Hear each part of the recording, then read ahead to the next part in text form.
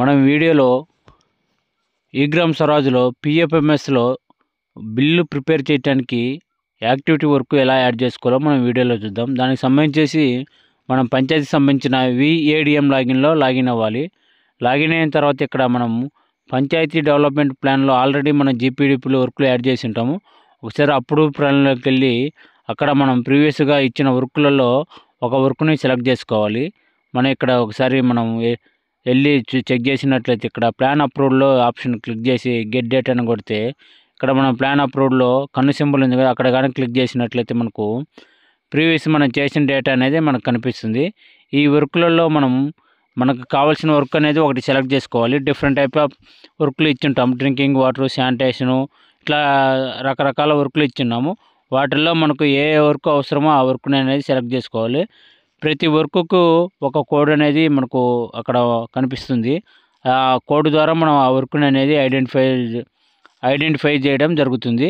ఇక్కడ మనకు ఆ వర్క్ సంబంధించిన అమౌంట్ ఎంత ఉంది అనేది కూడా చూసుకోవచ్చు. ఇట్లా ప్రతి వర్క్కు ఉంటుంది.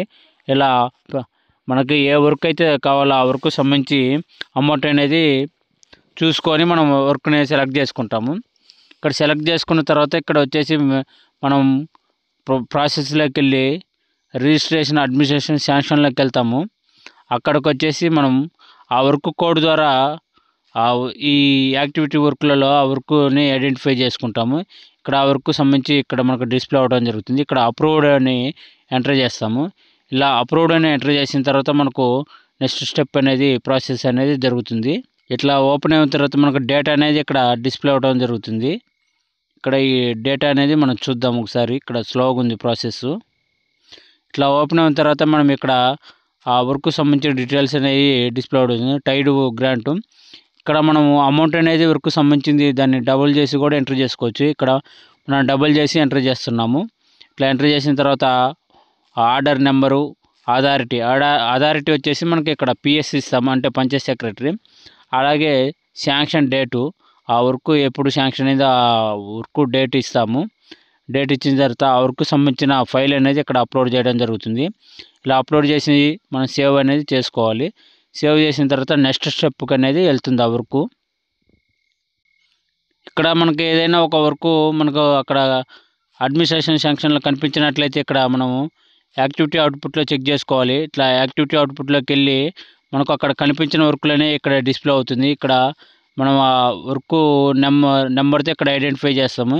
ఇట్లా నెంబర్తో సెర్చ్ చేసినట్లయితే ఇక్కడ వర్క్ అనేది మనకు డిస్ప్లే అవ్వడం జరుగుతుంది.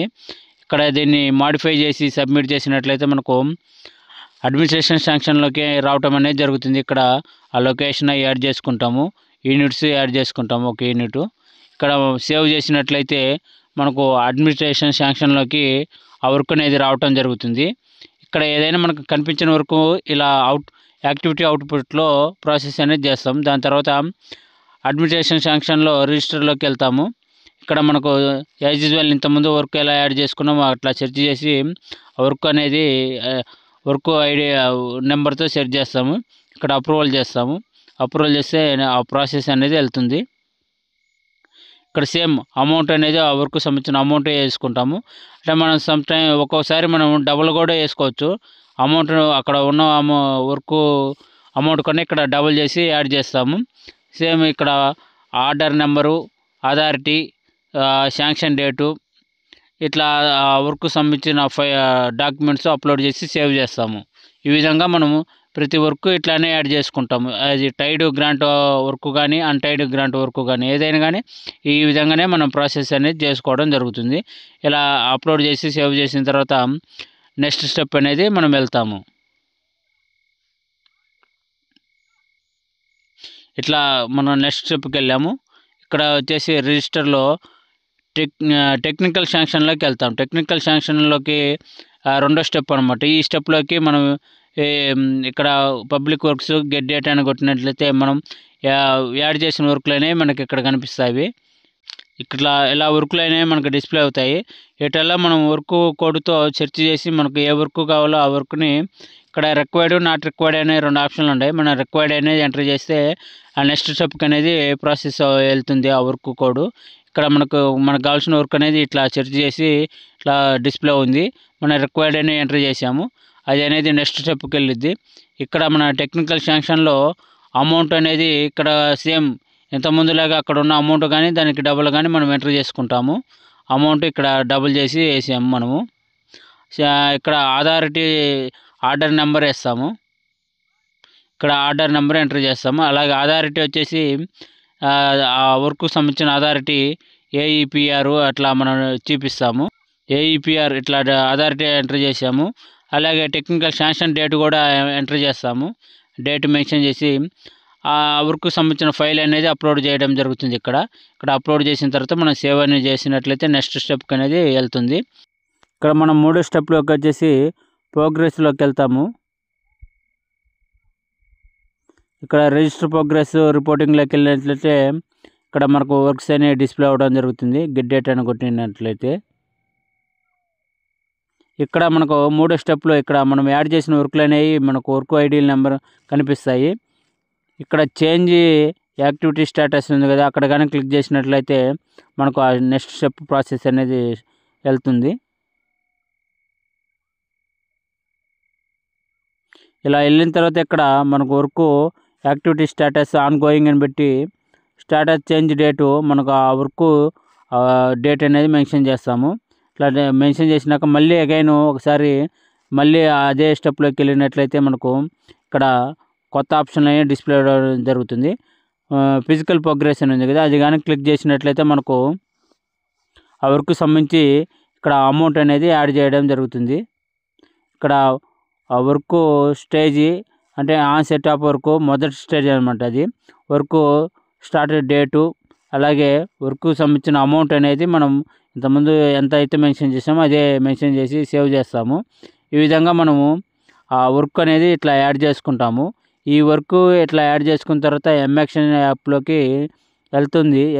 అది అక్కడ మనం ఫోటో తీసినట్లయితే అది మేకర్ లాగిన్లోకి మనకు బిల్లు ప్రిపేర్ చేసుకోవడానికి అక్కడ వర్క్ అనేది డిస్ప్లే అవ్వడం జరుగుతుంది. ఈ విధంగా మనం VDM లాగిన్లో యాక్టివిటీ వర్క్ అనేది మనం యాడ్ చేసుకుంటాము. ఇక్కడ వర్క్ కానీ చెక్ చేసినట్లయితే మరొక వర్క్ ఇక్కడ కొన్ని వర్కులకి అసెట్ ID అనేది క్రియేట్ అడుగుతుంది. మనం ఇప్పుడు ప్రీవియస్గా యాడ్ చేసిన వర్క్కి అయితే మనకు అసెట్ ID అనేది అడగలేదు, కానీ కొన్ని వర్కులకి అసెట్ ID అనేది క్రియేట్ చేసుకోవాలి. అలా చేసుకుంటేనే మ్యాప్ అవుతుంది. మనం అది ఎలానో చూద్దాము, అది కూడా ఈ వీడియోలో.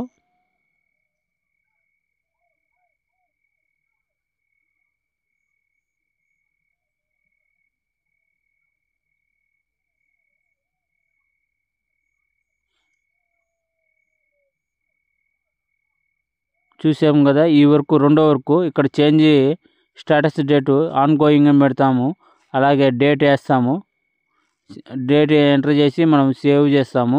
సేవ్ చేసి మళ్ళీ అగైన్ అదే వర్క్ని మనము సెర్చ్ చేసి ఓపెన్ చేస్తాము. ఇక్కడ ఫిజికల్ ప్రోగ్రెస్ అనేది ఆప్షన్ వస్తుంది. ఇంతకుముందు ఏ వర్క్ ఎలా వర్క్కి వచ్చిందో ఈ వర్క్ కూడా అలానే వస్తుంది. ఇక్కడ ఫిజికల్ ప్రోగ్రెస్ అనేది ఓపెన్ చేసినట్లయితే మనకు దానికి సంబంధించిన అమౌంట్ అనేది యాడ్ చేయడం జరుగుతుంది. ఇక్కడ చూసాం కదా, work status on set of work అలాగే డేటు, ఇక్కడ అమౌంట్ అనేది యాడ్ చేయాలి. ఇక్కడ వచ్చేసి మనకు అసెట్ ID ఇంతకుముందు అయితే మనకు అడగలేదు. ఇక్కడ అసెట్ ID అనేది మ్యాప్ చేయాలి. దానికి మ్యాప్ చేయాలంటే ముందుగా అసెట్ ID అనేది క్రియేట్ చేసుకోవాలి. అలా క్రియేట్ చేసుకోవాలంటే మనకు ఇక్కడ చూపిస్తున్న డేటా ప్రకారమే మనం యాడ్ చేసుకోవాలి. ఇక్కడ అసెట్ ID ఉంది కదా, అది క్లిక్ చేసినట్లే రిజిస్టర్ అసెట్ IDలోకి వెళ్తాము. ఇది ఒక్కోసారి మనకు ఆప్షన్ అనేది ఎనేబుల్ అవ్వదు. అలా ఎనేబుల్ అవ్వాలంటే మనకు జిల్లా వాళ్ళకి కాల్ చేసి అక్కడ జిల్లా లాగిన్లలో వాళ్ళు ఎనేబుల్ చేస్తారు. మనకు వాళ్ళకి ఇన్ఫామ్ చేయాలి. ఎనేబుల్ చేయించుకున్న తర్వాత మనకు రిజిస్టర్ అనేది ఓపెన్ అవుతుంది. ఒకసారి అది కూడా చూద్దాం మనం వీడియోలో. ఇక్కడ మనకు అది అనేది ఎనేబుల్ అవ్వలేదు, ఇక్కడ డేటా డిస్ప్లే అవ్వలేదు. ఇప్పుడు మనకు ఎనేబుల్ అయినప్పుడు మనకు డేటా అనేది మనం రిజిస్టర్ చేసుకుంటాము.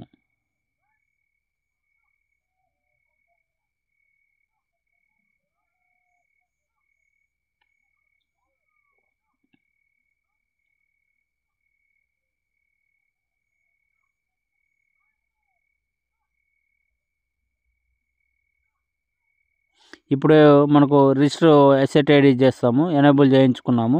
ఇట్లా మనకు డిస్ప్లే అవుతుంది.